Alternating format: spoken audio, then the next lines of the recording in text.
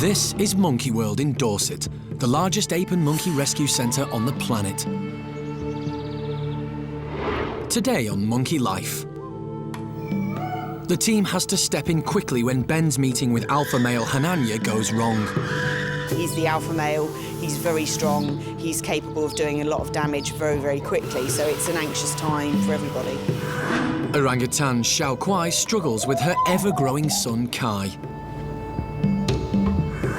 And as Kai grows up, the park prepares to welcome another orang into the world.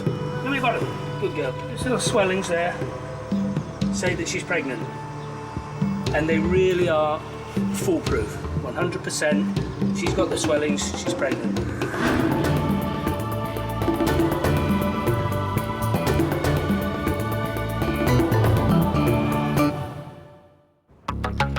Every primate living at Monkey World forms part of a strict hierarchy within their family group.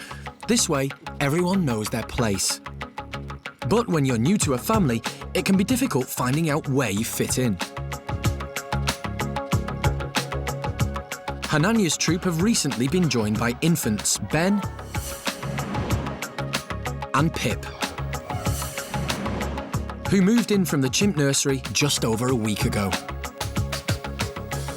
At 6 years old, it was definitely time they joined an adult group, and the pair are settling in very well. We've actually been really impressed with Ben and Pip. They've been brilliant. They seem to be very resilient, very, very good in the initial introductions. Ben, a little bit more wary than Pip, but I think that's to be expected. But they've got some friends in their small group now. They've been moving really well through the house, which is always a very good way to gauge how comfortable they feel in the new surroundings. Today, Ben and Pip are about to face their biggest challenge, meeting alpha male Hananya. It's obviously difficult to gauge the best time to put the alpha male in, but he's obviously very aware that there are new members in the house, so I think really sooner rather than later is always the way to go. Hananya has been separated from the rest of the group and can hear Ben and Pip next door. He has no idea what's about to happen and is clearly anxious. It's difficult to say how Hananya's going to go. We're hoping that he has matured. We obviously do everything we can to hold him back in a very positive way and keep him very relaxed prior to going in so that we have as much of a head start as possible. But obviously he's the alpha male, he's very strong, he's capable of doing a lot of damage very, very quickly, so it's an anxious time and a nervous time for everybody. The team hopes Hananya will show his dominance without being too aggressive. As a female, he won't see Pip as a threat, so there's not much risk of attack. But for Ben, things could be a lot more dangerous.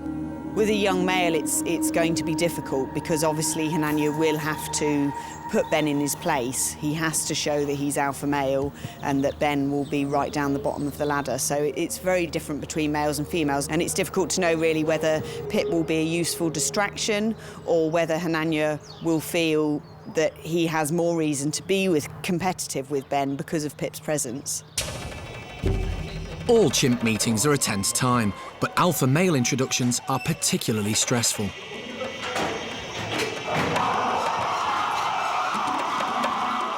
Hananya enters and immediately makes his presence known. The group instantly show respect to their leader. This is the first time Ben and Pip have seen such a large male, and although they must be extremely nervous, it's vital that they behave correctly.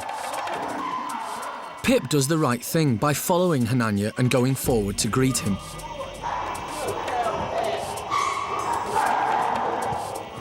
She is totally submissive.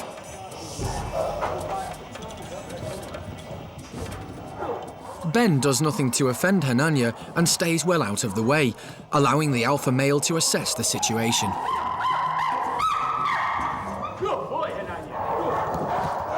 Then, suddenly, despite Ben's good behaviour, Hananya targets him.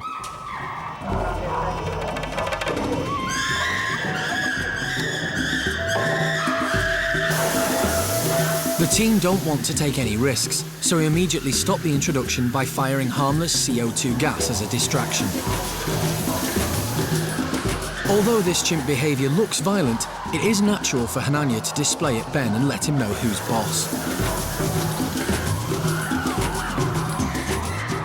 Even though the attack was brief, chimps have very sharp teeth and can do a lot of damage. So Ben must be separated from the group to see if he's got through the ordeal unscathed. Later, Ben is in need of urgent medical attention. And Hsiao-Quai enjoys some quality time with her son, Kai.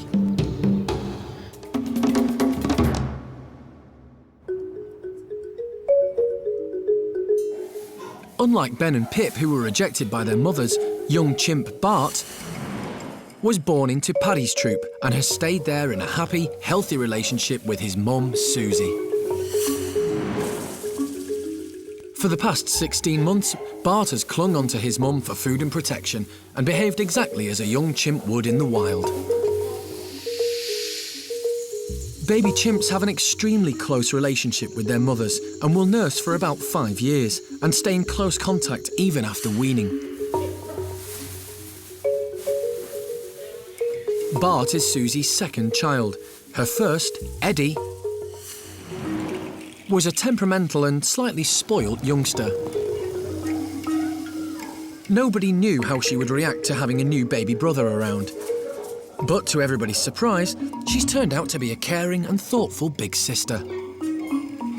And there's no mistaking the family resemblance. When Eddie was born, Monkey World staff were amazed at her oversized ears and thought them a one-off. Then, when Bart came along, they realised that the look was just in the genes. Eddie seems to be growing into her ears with age, so maybe Bart won't look so distinctive in the years to come. Bart is so content in his family group that even Dad Paddy's occasional dominance displays don't faze him, especially as he knows that Mum Susie is around to make sure he's okay. He's happy and secure in the heart of a loving family.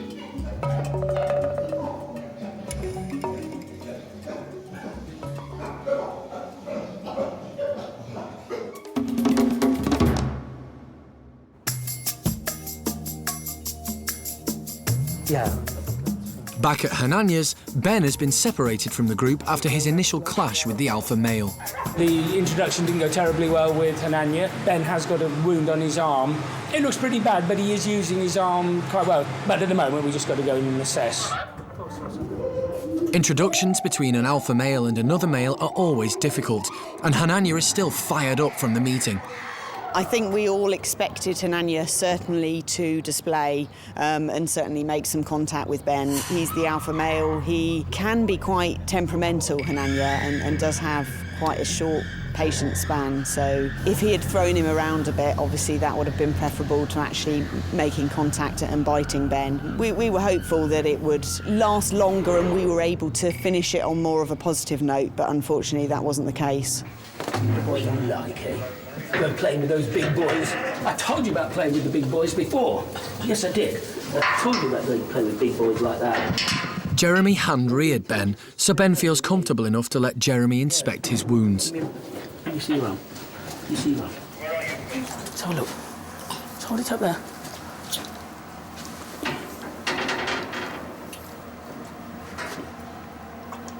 Yeah, that actually is into the muscle. Ben's wound looks serious, but like most wild animals, chimps are very good at masking pain, as showing any sign of weakness could make them a potential target. Actually, it's remarkable, totally remarkable after that beating that he's just had. Look at him. Well, aren't you, Ben? Good boy, Ben. Yeah. If you had a wound a fraction of this size, you would milk it and you would groan and you would moan, capitalising all the attention and sympathy, whereas chimps just don't do that. I mean, everything's still working. He doesn't have any tendon damage because his hands are working. The muscular damage is minimal. His muscles are all working. It's just humans are particularly soft and weak, and it really is that simple. As a precaution, Pip has also been separated from the group and will be reunited with Ben as soon as he's taken care of. Pip and Hananya's introduction couldn't have gone better. She behaved perfectly by respecting the alpha male, and he readily accepted her. She's got this force field round her. Haven't you? There's a force field round you, isn't there, Pippin? Monkey World's vet, Femke, has examined Ben and is happy that they try to glue the wound together. Surprisingly, ordinary superglue is a safe and effective alternative to anaesthetic and stitches. All right, are we ready? But getting the glue onto Ben is going to be a challenge. Don't stick your lips there. I don't want your face stuck to your arm. That's not a good idea. Actually, I'm the wrong person for this job because I can't do it. I can weld things, I can nail things, I can nut and bolt things, I can rivet things, but me and glue don't usually get on well together. I usually end up just sticking myself to something rather than what I'm trying to stick. That hasn't happened. Didn't hold it tight enough together. He wasn't quite ready. We'll work on him a bit longer. When it comes to the animals, Jeremy has the patience of a saint. You're not a bad little lad, really, are you? And eventually has a go at sealing the wound.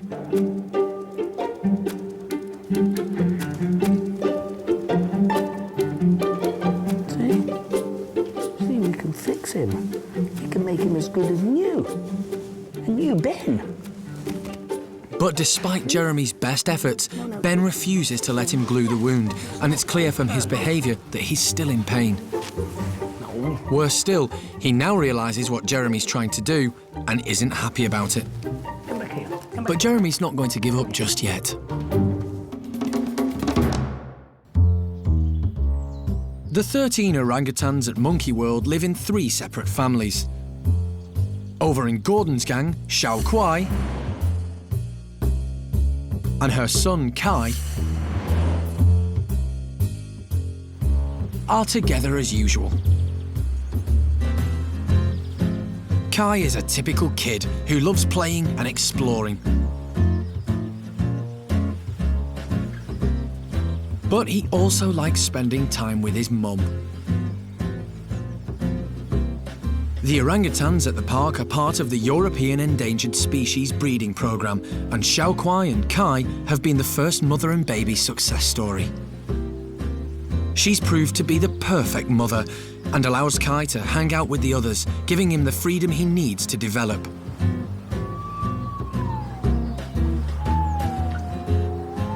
But at the same time, she's there when he needs her. But not every aspect of motherhood has come naturally. When Kai was little, it took her some time to master the art of carrying him around and climbing at the same time.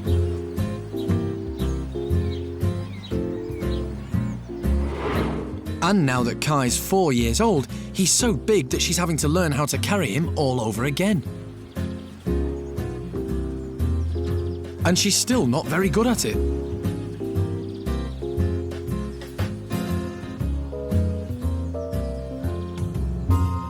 And Kai does like his rides. Later, Jeremy has positive proof that Amy is pregnant, but quite how it happened is a mystery.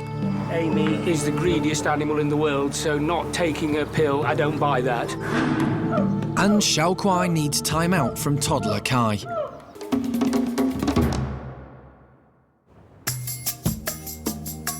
It's been a busy day for animal manager Jeremy as he tries to cope with the aftermath of Ben's introduction to alpha male Hananya. Ben sustained a nasty wound and has refused to let Jeremy glue it back together. So Monkey World's vet is going to anaesthetise Ben and stitch it together instead. I'll stitch it up quickly. So hopefully it can be a quick job and he'll be awake and with Pip again, happy, running about.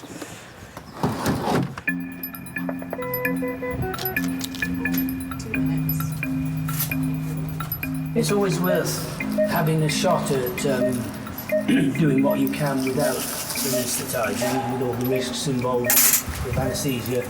And even if it doesn't work, it's got to be worth a try. So that's what we've done now, and it didn't work, so we do think it's worth suturing this. Femke's just going to repair the wound, and then he should be back to normal. If Ben was living in the wild, his wound would probably heal naturally. But in the heat of the African tropics, there's a high risk of infection, which could be life-threatening. Luckily, this is not something Ben needs to worry about.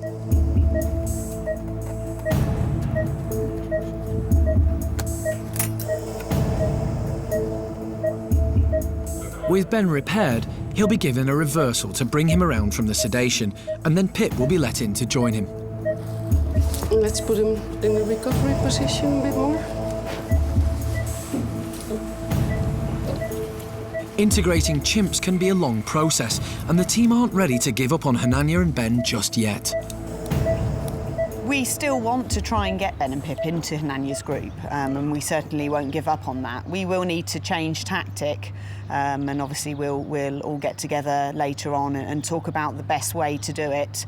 Probably it's going to need to be in a smaller area, maybe just Ben and Hananya initially, some contact through the mesh, and some work with the keepers reinforcing any positive behaviours that we see from Hananya until we feel they're ready to actually meet again.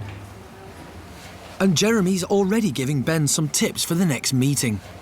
You're going to give him a good duffing up next time, aren't you?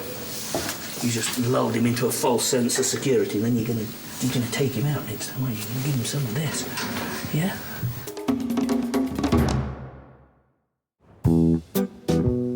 Back over at the orangutan enclosure, Hsiao-Quai has finally got away from her toddler for a much-needed break. While Kai's off bothering some of the other inhabitants of the enclosure, his mum's decided that she's not too old for a bit of messing about too. Hsiao-Quai was the park's first orangutan to successfully raise a youngster. And she's a great mother. But just occasionally, she gets to show that she's got another side.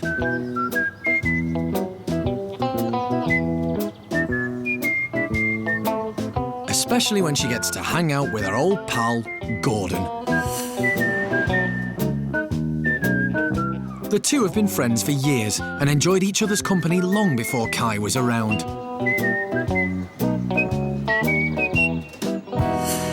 Even when he was a baby, Hsiao-Quai and Gordon still found time to have fun together.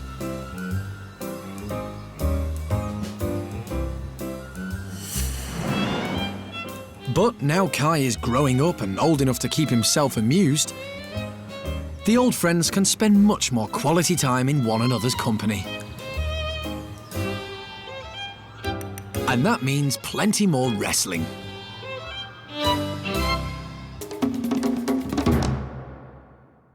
But while Hsiao-Quai is getting her life back, Amy's is about to be put on hold. Amy is pregnant. Here we got it. Good girl. See here? That there. There's little swellings there. Say that she's pregnant. And they really are foolproof. 100%. She's got the swellings, she's pregnant. Apparently all primates, maybe even all mammals, have the equivalent of that, but orangutans wear it externally. So even humans have the equivalent of that, but the orangutans are the only chaps that I know of anyway, that wear it externally like that, and that is the 100% giveaway that she's pregnant, as well as being ugly. Like several of the female orangutans at the park, Amy was on the human contraceptive pill, so her pregnancy is a bit of a surprise. Amy is the greediest animal in the world, so not taking her pill, I don't buy that, because she'd eat her own pill and everybody else is having got the opportunity. I can only think that the human birth control pill is more specific to humans now and didn't work for Amy, I don't know. Also, we do the 3 weeks on, 1 week off, the same as what a human would do, so that they can have the natural cycle. I don't know, we learn. Jeremy has noticed that Amy isn't just showing physical signs of pregnancy, but that her behaviour has changed too. I always think that with anything hormonal, orangs are like a caricature of humans. Everything that you think of a human doing and everybody has a laugh about, orangs are like multiply that by 100, and they really are like just some cartoon caricature of a pregnant woman. And I mean, Amy's doing it now. She didn't like the morning, and she didn't want to speak to me this morning, didn't want to speak to anybody, in fact. And Jeremy will have to get used to that touchy temperament, as the gestation period for orangutans is 8.5 months long. But despite all the good signs, Jeremy's concerned about the future. Sadly, Amy isn't a natural mother, and this will actually be her 4th baby. Her only surviving infant, Gordon, had to be hand-reared 10 years ago, and Jeremy doubts she'll raise her baby this time around.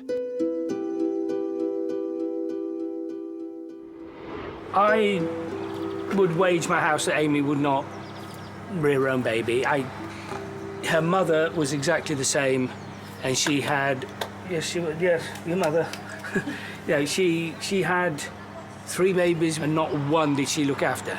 And Amy's gone down exactly the same route. In fact, Amy's worse. Amy just doesn't want to know, get this thing away from me. So we will see. I mean, if she has the baby and holds it nicely and looks like she's going to feed it, then of course we'll give it a chance. But will Amy? Only time will tell if her mothering instincts will prevail. Next time, woolly monkey baby Paolo gets to visit his half-brother Julio. Julio has really taken this guy under his wing. Paddy's group invent a new sport, banana fishing. And Alison and Jeremy have their work cut out, catching a pair of capuchin monkeys from Hertfordshire. These people are aware that they're no longer able to care for them as best they'd like. They end up with us.